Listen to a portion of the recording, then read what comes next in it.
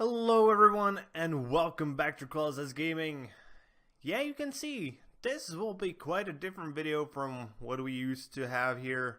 Usually we have just reviews here and I just want to really barge into this whole loot box discussion. And I know I'm sort of late to the party, but I feel a lot of people are missing something that is very important when it comes to loot boxes.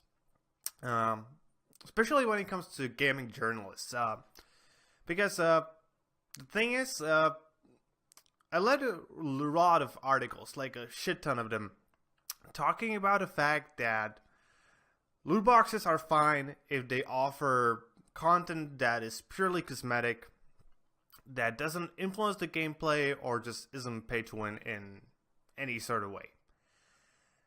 On one hand, they're not wrong, because that is what the gaming community has gotten used to.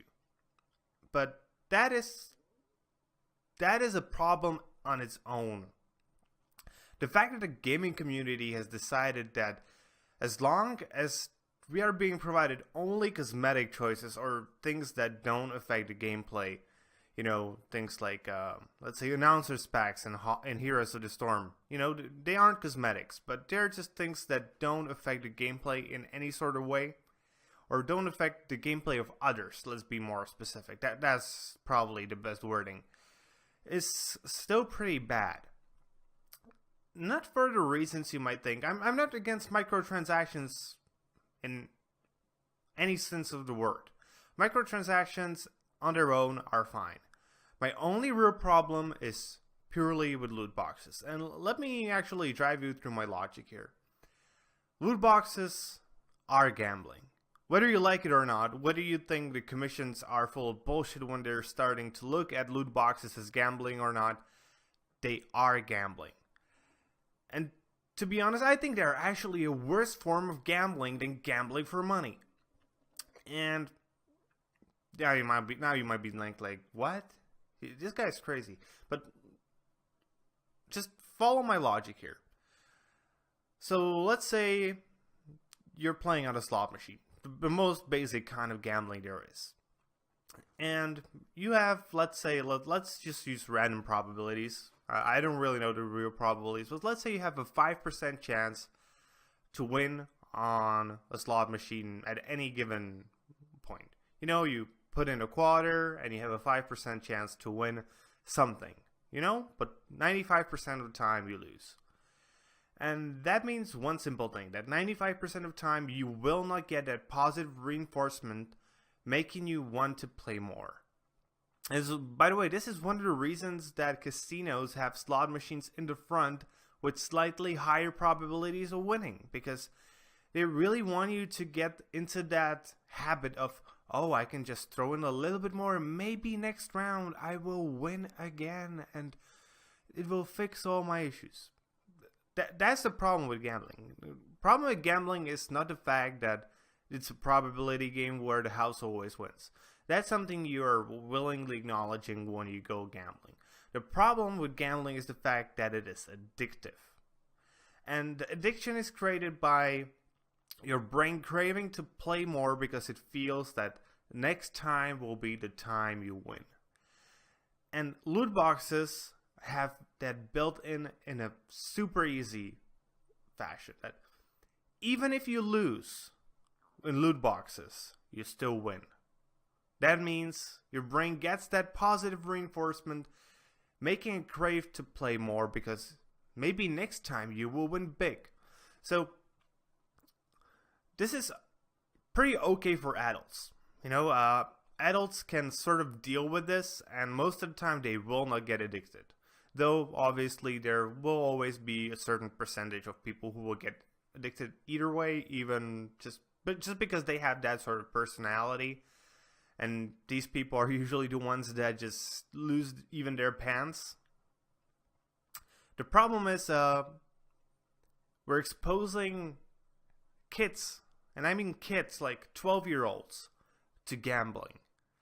And in the worst sense of the word, because they usually will get to it in mobile gaming. So let's say I used to play quite a lot game called Clash Royale. I think a lot of you will be probably familiar with it because it is actually a good game, one of the better games for mobile. The problem is, even there you have loot boxes. And you can obviously get the loot boxes through playing. I don't like even that. I really think loot boxes should just not exist in the gaming world. But you can also buy them. And if you buy them, you straight away get some units. You get a bit of gold. And you were probably hoping for that one specific unit, but you really need to upgrade, or a legendary or something like that. But even if you don't get that, you still get a positive reinforcement of getting something. That doesn't happen in normal gambling. And we don't allow our kids to gamble even when there isn't, when their choice, when the chance of positive reinforcement is lower. Here it's 100%. And kids just aren't prepared for that. We're essentially right now grooming a generation of gamblers. Kids that are right now 12 to 16, because I think 16, 15 for some kids 17, but 16 will be the average, is the age when most people can start to understand the fact that this is something that shouldn't be done, or at least not very often. But younger kids will not understand that. They will really just want more and more and more and more. That's the reason why we read stories about a 19-year-old who got addicted to this. And yeah, he was 19. He wasn't even a small child. And small childs are even more vulnerable to this. And to be honest, the gaming industry needs to realize this, because in the end, it's working against itself. It's not really going to help anyone if loot boxes stay and we just groom a generation of gamblers. And I'm not only talking about the PC market, because the PC gamers are actually the only ones at the moment who have taken a stand and said no. It's not only PC gamers, it's also console gamers, obviously. But let's say the people who play on a serious gaming device. Well, on mobile, this needs fixing as soon as possible, because that is where most small children get their first taste of this system, and where they get addicted. Anybody remember that episode of South Park where the kids will just be spending money and spending more money and spending money on that kind of game? That's essentially where we are right now. And that even wasn't the worst case scenario, because that was still, you pay for something you get. But loot boxes are not only that, they also bring that positive reinforcement loop, and that's a real problem. Even though I'm not a psychologist, I wish I could get some psychologists here and just tell you guys how much of a shitty system this is and how badly it needs to be removed, because otherwise, in the end, this will just have serious connotations. Right now, I'm actually really hoping that countries step in and say loot boxes are gambling, and you can use them only in games that are meant for adults. And even then, I would honestly prefer if they just weren't there, because kids, if they cannot buy a game, they will just pirate it. Let's be honest with ourselves, they will just do that. The only thing that's good about that is the fact that pirate games cannot usually connect to microtransaction systems. They cannot connect to the online servers. But trust me, because of the fact that microtransactions are currently the vast majority of the gaming revenues, companies will figure out that, okay, so even if they pirate our stuff, they didn't pay the original $20 to $60, they will still spend money on our games if we allow them to buy microtransactions, so it's better to allow pirates to connect to our servers. Eventually, companies will figure that out, especially as the disparity between the revenue made from just selling the games and the revenue from microtransactions will just get bigger and bigger over time. I'm telling you, that will just happen. It may take 2 years, it may take 5 years, it may take 10 years, but eventually, once the first developer realizes that, everybody will do it in a matter of a year. That's just the nature of how companies work. Once somebody figures out a way to make even more money than they are now, everybody else will start doing it because they would be stupid if they didn't. And I'm not really blaming the companies for this. The companies, they are there to make money. And a lot of people tend to forget about that. They're like, oh, but they're making games. Isn't their purpose to make games? No, it isn't. Their purpose is to make money so they can make more money. So the shareholders can be pleased, especially for the big companies. Only the really small companies are usually doing this because of genuine desire to make games. The rest of the companies are making it because it is their way to make money. The same way, Coca-Cola doesn't really care that it's making Coca-Cola. They would be making paint if that would be making them money. But their money-making product is Coca-Cola. Same thing for EA, their money-making product are games.